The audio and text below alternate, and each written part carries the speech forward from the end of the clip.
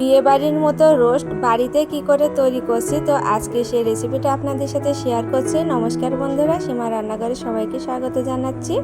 তো এই তো মুরগি পিসগুলোকে আমি কেটে ভালো করে ধুয়ে নিয়েছি। এবারে লবণ আর লেবুর রস খানিকটা দিয়ে আমি এই মুরগির পিসগুলোকে ভালো করে মাখিয়ে নেব।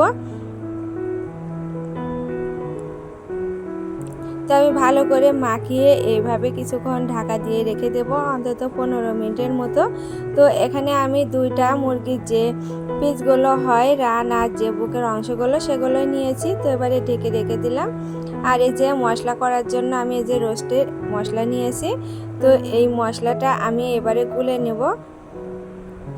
তো এই মশলাটা গুলে নিলে কি হয়, বাটা মশলার মতন একটা স্বাদ আসে, সেজন্য আমি আগে এই মশলাটা গুলে নিলাম।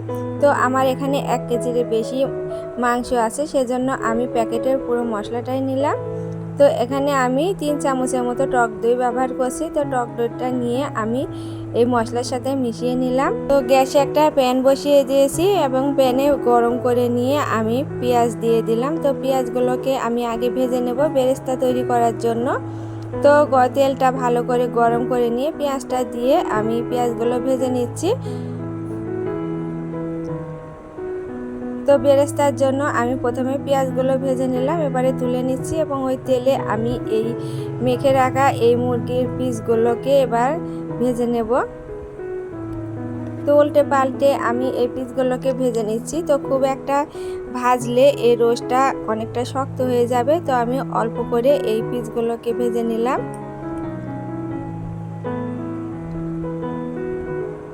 তো সামান্য গোল্ডেন ব্রাউন কালার করে এই মুরগির পিসগুলোকে ভেজে নিয়েছি, এবারে আমি তুলে নেব।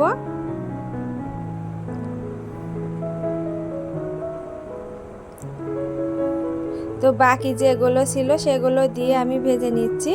আর এবারে একটু ঢাকা দিয়ে দিলাম। তো এগুলো ব্রাউন কালার করে ভেজে নিয়েছি। তো এবারে পিসগুলোকে আমি তুলে নিচ্ছি। চুলার হিটটা লো টু মিডিয়াম করে দিয়ে এই মুরগির রানগুলোকে আর সমস্ত পিসগুলোকে ভেজে নিতে হবে।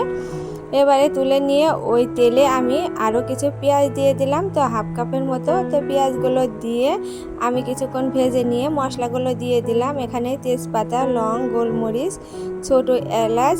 তো এই মশলাগুলো দিয়ে আমি এবারে পেঁয়াজ বাটা 2 চামচের মতো, রসুন বাটা 2 চামচের মতো সবগুলো উপকরণ দিয়ে আমি এভাবে ভেজে নিচ্ছি। আর এবারে দিয়ে দিলাম আদা বাটা। তো ধাপে ধাপে মশলাগুলো দিবেন আর এই মশলাটা কষিয়ে নিতে হবে।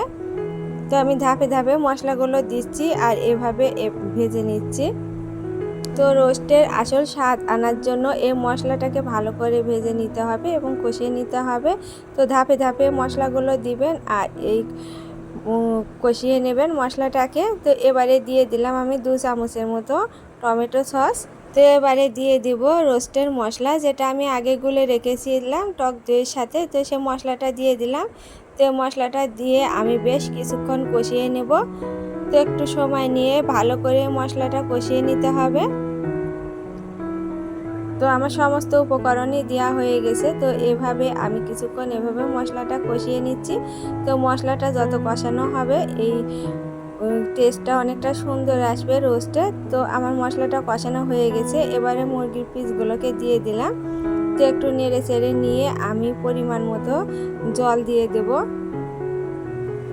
তো একটু সামান্য আমি এভাবে নেড়ে চেড়ে কষিয়ে নিয়ে আমি জলটা দিয়ে দেব। তো এখানে আমি এই তো যে বাটিতে যে টক দই ছিল সে বাটিটা ধুয়ে আমি প্রথমে 1 বাটি জল দিয়ে দিলাম। তো আমি এখানে 2 বাটির মতো জল ব্যবহার করেছি।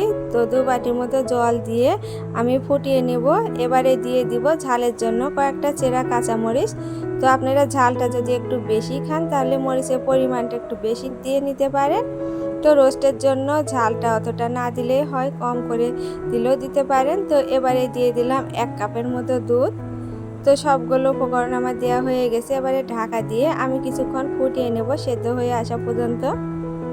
তো এই তো 15 মিনিট আমি ঢাকা দিয়ে রেখেছিলাম। তো তার আগে আমি একটু নেড়ে চেড়েও দিয়েছি। এবারে আমার এই রোস্টটা হয়ে গেছে, দেখে বুঝতে পারছেন মশলাটা অনেক ঘন হয়ে গিয়েছে। এবারে পেঁয়াজের বেরেস্তাটা দিয়ে দিলাম। তো বেরেস্তাগুলো দেওয়া হয়ে গেছে, এবারে নামিয়ে নেব। তো এবারে নামিয়ে নিয়ে আলাদা একটা প্লেটে তুলে নিয়ে পরিবেশন করে আপনাদের দেখিয়ে দিচ্ছি তো আজকের রোস্টটা কেমন হয়েছে। আর অনেকটাই সুন্দর হয়েছে, বিয়েবাড়ির মতো এরকম সহজে বাড়িতে তৈরি করে নিতে পারেন। তো আমার আজকের এই রেসিপিটা ভালো লাগলে প্লিজ আমার চ্যানেলটিকে একটা লাইক করে দেবেন এবং সাবস্ক্রাইব করে পাশের বেল বাটনটা অন করে দেবেন, যখনই ভিডিও ছাড়বো সবার আগে দেখতে পাবেন। আর যারা ফেসবুক থেকে দেখছেন আমার চ্যানেলটিকে লাইক এবং ফলো দিয়ে দিবেন আর শেয়ার করে দেওয়ারও অনুরোধ জানাচ্ছি। তো এরকম নিত্য নতুন রেসিপি পেতে আমার চ্যানেলের সাথেই থাকবেন। সবাই ভালো থাকবেন, নমস্কার।